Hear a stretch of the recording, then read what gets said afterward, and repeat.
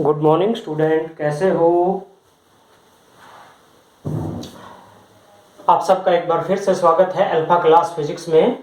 चलिए आज के टॉपिक पे चलते हैं हम। आई होप आप सभी डेली होमवर्क कर रहे होंगे। जो टास्क हम आपको दे रहे हैं, जो क्वेश्चंस आपको दे रहे हैं, उनको सॉल्व करने की कोशिश करते होंगे। फिर भी यदि कोई प्रॉब्लम आती है तो आप मेरे को व्हाट्सएप करके या कमेंट करके इस पे बता सकते हैं। देखिए आज का जो टॉपिक है effect of temperature.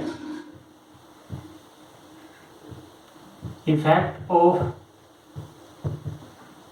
Temperature on resistance. Resistance पे टेम्परेचर का क्या इफेक्ट होगा। देखिए रेजिस्टेंस जो है वो हमने पिछले टॉपिक्स में पढ़ा था, डायरेक्टली प्रोपोर्शनल टू लेंथ होता है, inversely proportional to area of cross section होता है, R इज इक्वल टू होता है रो। इसकी जगह पे हमने कांस्टेंट क्वांटिटी यूज की rho, that is called resistivity या स्पेसिफिक रेजिस्टेंस। ये क्या कहलाता है आपका specific resistance. And rho is equal to किसके इक्वल होता है आपका m n e स्क्वायर टॉर्क। ठीक है, तो यहां पे हम ये यूज कर देंगे m n e square torque into L by A। अब देखिए जब किसी भी कंडक्टर का टेम्परेचर जब इंक्रीज करते हैं तब इनमें से कौन से फैक्टर्स पे क्या इफेक्ट होगा, वो इफेक्ट डिपेंड करेगा कि रेजिस्टेंस इंक्रीज होगा या डिक्रीज होगा। तो देखिए मटेरियल तीन तरह के होते हैं, कंडक्टर, इंसुलेटर और सेमीकंडक्टर। टेम्परेचर का इफेक्ट किस पे ज्यादा होगा। टेम्परेचर का इफेक्ट जो होगा वो कंडक्टर पे और सेमीकंडक्टर पे होगा। इंसुलेटर पे तो कोई इफेक्ट होगा नहीं। फॉर एग्जांपल अपने पास वुड है, वैक्स है, वुड लकड़ी का अगर टेम्परेचर बढ़ा देंगे तो क्या होगा, उसमें से कोई इलेक्ट्रिसिटी तो पास हो नहीं रही। तो इसलिए हम लेते हैं कंडक्टर। कंडक्टर का जब टेम्परेचर इंक्रीज करते हैं तब उसकी जो लेंथ है वो स्मॉल चेंजमेंट होती है, कोई ज्यादा इफेक्ट उसमें नहीं होता है।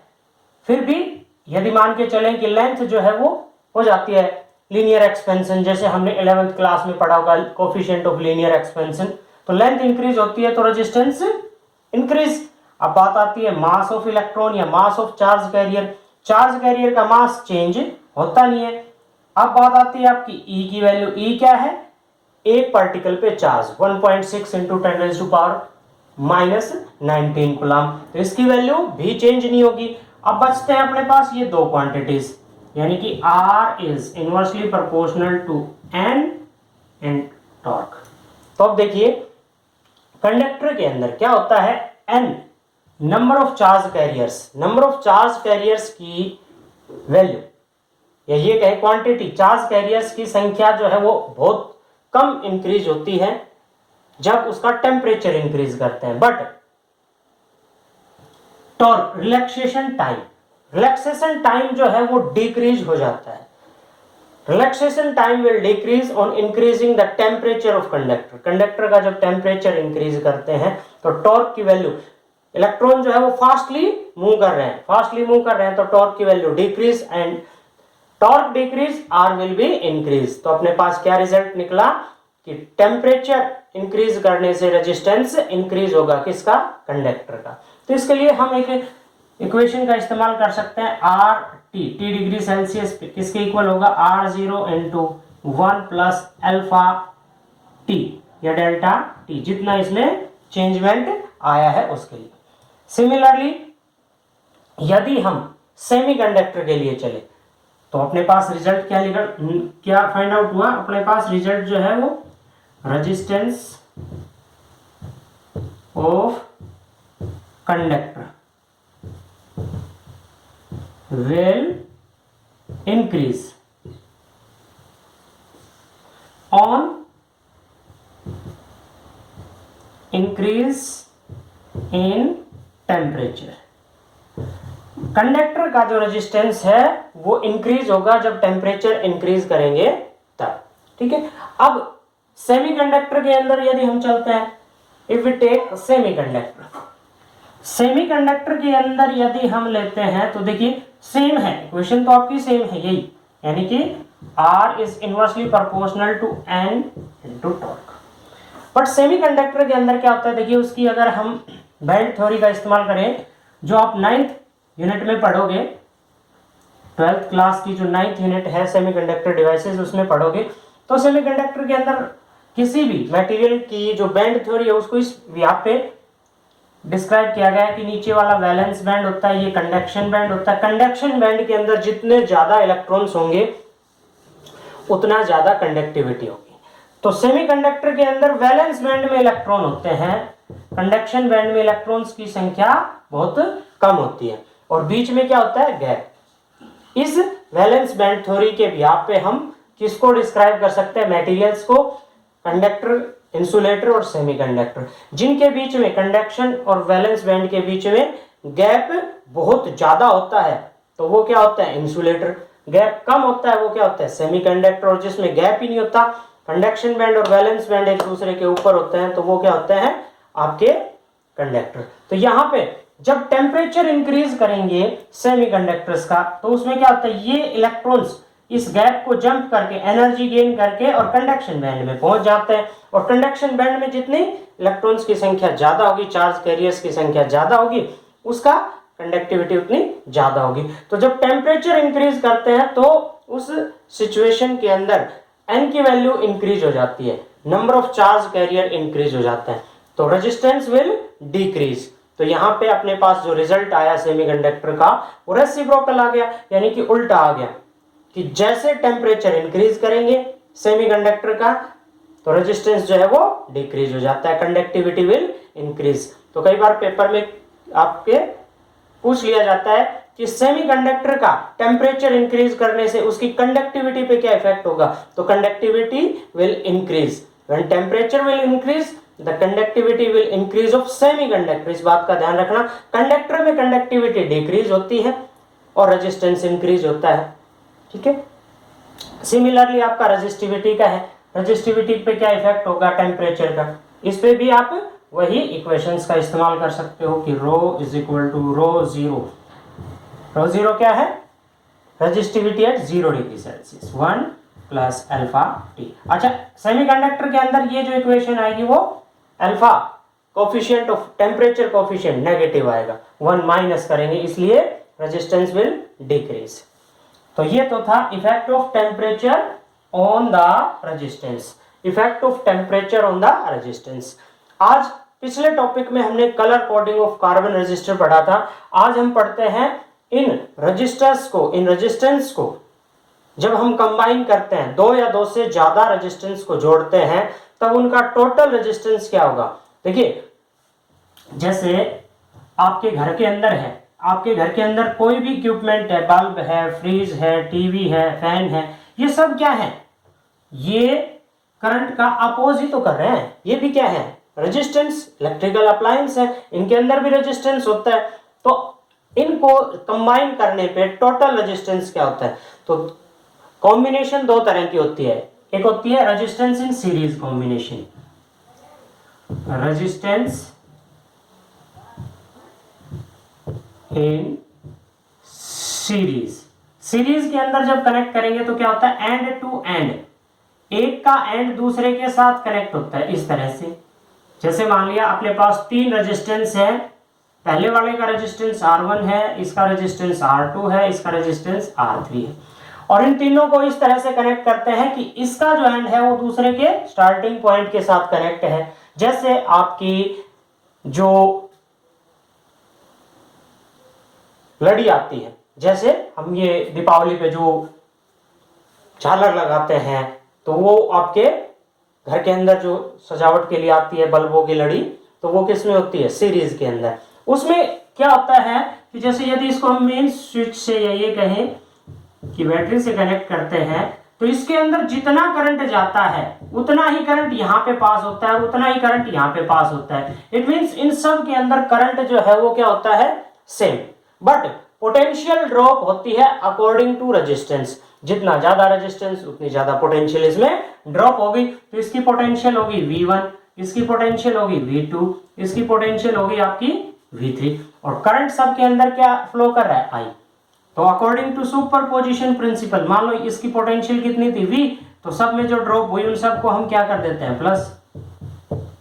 अकॉर्डिंग टू ओम्स लॉ के अनुसार V इज इक्वल टू किसके इक्वल होता है I R। R ये R क्या है टोटल रेजिस्टेंस, इन सब को जोड़ने पे इस पूरे सर्किट का रेजिस्टेंस कितना होगा। तो इसकी जगह पे क्या लिख सकते हैं I1 R1 sorry I, current क्या फ्लो कर रहा है आपका I, तो I R2 I R3,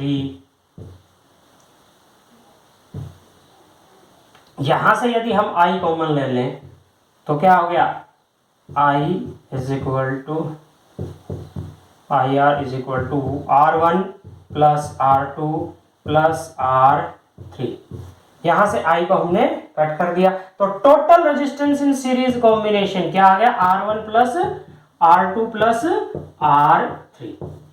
ठीक है, तो टोटल रेजिस्टेंस किस तरह से क्या होगा directly sum of individual resistance, individual resistance का डायरेक्टली सम। तो देखिए क्वेश्चन लेके चलते हैं, मान लीजिए यहाँ पे ये पहला रेजिस्टेंस है 2 ओम का, ये है 4 ओम का, ये है 6 ओम का, तो इस कॉम्बिनेशन का टोटल रेजिस्टेंस कितना आ गया इन सब का डायरेक्टली सम, 6 और 4 10 और 2 12, तो इसका कितना हो गया टोटल रेजिस्टेंस 12 ओम।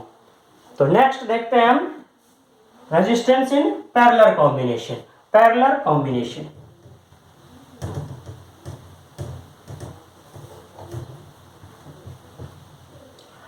पेपर के अंदर इनके ऊपर न्यूमेरिकल आते हैं इस टॉपिक पे,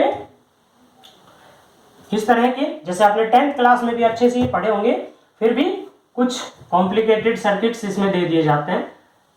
पैरेलल सर्किट, पैरेलल सर्किट में क्या होता है कि सबका जो स्टार्टिंग पॉइंट है वो एक जगह पे कनेक्ट होता है, जैसे ये R1 रजिस्टर है, ये R2 रजिस्टर है, ये R3 रजिस्टर्स है, हमने तीनों को इस तरह से कनेक्ट किया है कि इनका एक स्टार्टिंग पॉइंट एक पॉइंट से कनेक्ट है, या बैटरी कनेक्ट कर दी सोर्स, तो यहां से यदि I करंट फ्लो करता है तो सब में अलग अलग, जैसे ये R1 रजिस्टर है तो इसमें से I1 करंट फ्लो हो गया, ये R2 है तो यहां से करंट क्या हो गया डिस्ट्रीब्यूट, अगले चैप्टर में हम पढ़ेंगे किरचॉफ्स लॉज, तो करंट जो है वो डिस्ट्रीब्यूट हो जाता है यहां से I3। बट इस केस में जब पैरेलल कॉम्बिनेशन होता है, जैसे अपने घर के अंदर जो फिटिंग होती है वो पैरेलल कॉम्बिनेशन में होती है, तो देखिए एक साथ मान लो अपने घर के अंदर आपका हीटर चल रहा है, हीटर के अंदर भी 220 वोल्ट आ रही है, चक्की चल रही है उसके अंदर भी 220 वोल्ट पोटेंशियल आ रही है, इट मींस सब के अंदर जो पोटेंशियल है वो क्या होगी सेम, V पोटेंशियल ड्रॉप होगी सभी के अंदर। ठीक है, तो ओम्स लॉ के अनुसार V इज इक्वल टू किसके होता है IR, और I इज इक्वल टू किसके इक्वल होगा V बाई R। तो I1 पोटेंशियल किसके इक्वल होगी, I1 is equal to V by R1, I2 is equal to किसके इक्वल होगी V बाई R2, और I3 इज इक्वल टू किसके इक्वल होगी V बाई R3। ठीक है, तो टोटल करंट किसके इक्वल होगा I1 plus I2 plus I3, क्योंकि करंट यहां से I फ्लो किया और इन सब के अंदर डिस्ट्रीब्यूट हुआ, तो टोटल करंट जो है वो इन सभी का क्या होगा सम। तो इस तरह से अगर यहां पे वैल्यूज पुट करते हैं तो V बाई R, ये R क्या है total resistance of this combination in parallel, तो V by R1 plus V by R2 plus V by R3, ऊपर से हमने यदि V कॉमन लिया तो ये क्या आ गया टोटल रेजिस्टेंस का रेसिप्रोकल किसके इक्वल होगा 1 by R1 plus 1 by R2 plus 1 by R3। ठीक है, इस तरह से क्या रिजल्ट निकला, reciprocal of total resistance will be equal to the sum of reciprocal of individual resistance. जैसे देखिए वही थे अपने पास, ये पहला वाला क्या था 2 ओम का, ये 4 ओम का और ये 6 ओम का, तो उसमें तो सीरीज में था तब टोटल रेजिस्टेंस कितना आया था 12 ओम, और जब पैरेलल में उन्हीं सेम रेजिस्टेंस को पैरेलल में जब हम कनेक्ट करते हैं तो क्या आएगा 1/2 प्लस 1/4 प्लस 1/6, और इसका एलसीएम आ गया 12, 6 प्लस 3 प्लस 2 8 और 3 11/12, इसका रेसिप्रोकल कर देंगे तो आंसर आ गया 12/11, यानी कि 1 पॉइंट समथिंग। देखिए कि जब सेम रेजिस्टेंस को सीरीज में कंबाइन किया तो टोटल रेजिस्टेंस हो गया 12, और जब पैरेलल में कंबाइन किया तो टोटल रेजिस्टेंस कितना आ गया 1 पॉइंट समथिंग। इट मींस कि रेजिस्टेंस को या किसी भी इक्विपमेंट को पैरेलल कॉम्बिनेशन में कनेक्ट करना ज्यादा बेटर होता है, ज्यादा सेफ होता है।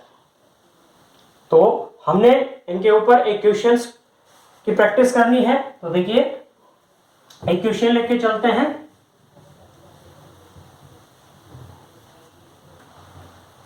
आपके एग्जाम के अंदर मोस्टली आता है इस टाइप का क्वेश्चन कि आपके पास एक रेजिस्टेंस दिया हुआ है इस तरह से, एक रेजिस्टेंस ये दिया हुआ है, एक रेजिस्टेंस ये दिया हुआ है, ठीक है। अब इनका जो टोटल रेजिस्टेंस है वो क्या हो गया आपके पास, जैसे एक रेजिस्टेंस यहां पे दे दिया, ये 3 ओम का है, ये भी 3 ओम का, ये भी 3 ओम का है, और ये भी क्या है आपके पास 3 ओम का। तो ए और बी पॉइंट रख दिए, ए और बी के बीच में टोटल रेजिस्टेंस फाइंड आउट करना है। तो देखिए ये कॉम्बिनेशन तो किस में, पैरेलल में, तो इस कॉम्बिनेशन के अंदर कैसे कनेक्ट करेंगे, 1/3 प्लस 1/3 प्लस 1/3, इसको हमने r डैश से कंसीडर कर लिया। तो एलसीएम आ गया 3, 1 प्लस 1 प्लस 1, इट मींस 3/3, क्या हो गया 1 ओम। तो इस पूरे सर्किट का जो रेजिस्टेंस है इसका क्या आ गया 1 ओम, और ये इसके साथ किस में, सीरीज में। तो सीरीज में कैसे कनेक्ट करेंगे, direct R is equal to R dash plus 3, यानी कि 1 plus 3 is equal to 4 ohm. तो इस पूरे कॉम्बिनेशन का रेजिस्टेंस कितना आ गया 4 ओम। तो इस तरह का क्वेश्चन जो है वो बहुत बार पेपर में आता है, तो आपने इनकी प्रैक्टिस करनी है, ठीक है। मिलते हैं एक बार फिर से अगली वीडियो के अंदर, तब तक के लिए आप सबको बाय।